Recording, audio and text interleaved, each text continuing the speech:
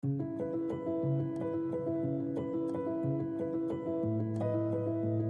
active consent program is a methodology of how organizations can engage with consent as a topic. So it involves a range of different resources like workshops, research studies, so that we can generate data.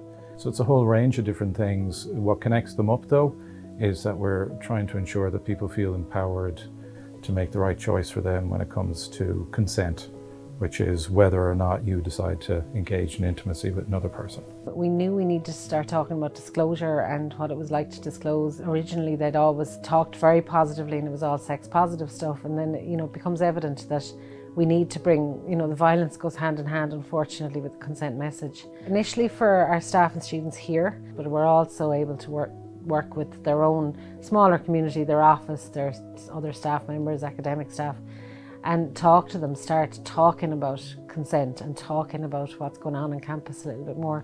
So kind of creating a community and then supporting these people. We do a lot of work with parents because we need to bring them on board. We need to share with them all the resources, not just our resources. There are lots of really, really good resources out there for parents to give them the confidence to talk about these things with their children. So the new curriculum is absolutely excellent, right? Because they talk to parents, they talk to young people, they talk to teachers, and they've created a curriculum. And now it's about working with our teachers and our parents to be able to support and sustain that kind of education, which is holistic and it covers everything.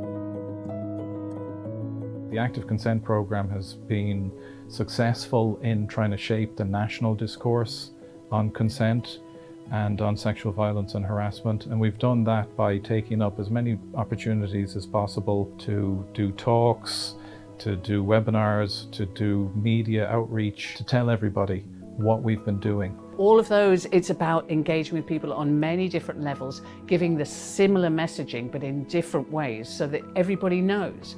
Because it's like when we work in a third level college or when we work in one particular school. Everybody in that school has got, who's engaged with us, has got the information, so it raises the bar. One of my favourite parts was actually probably when students and staff came together in the same room, because then it became that community problem.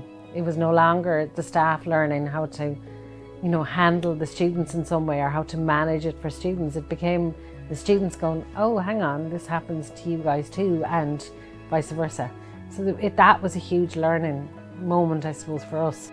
In the future, I want to do us out of a job. That's it. So everybody will have an understanding of how to have mutually consensual, mutually enjoyable and safer intimate relationships.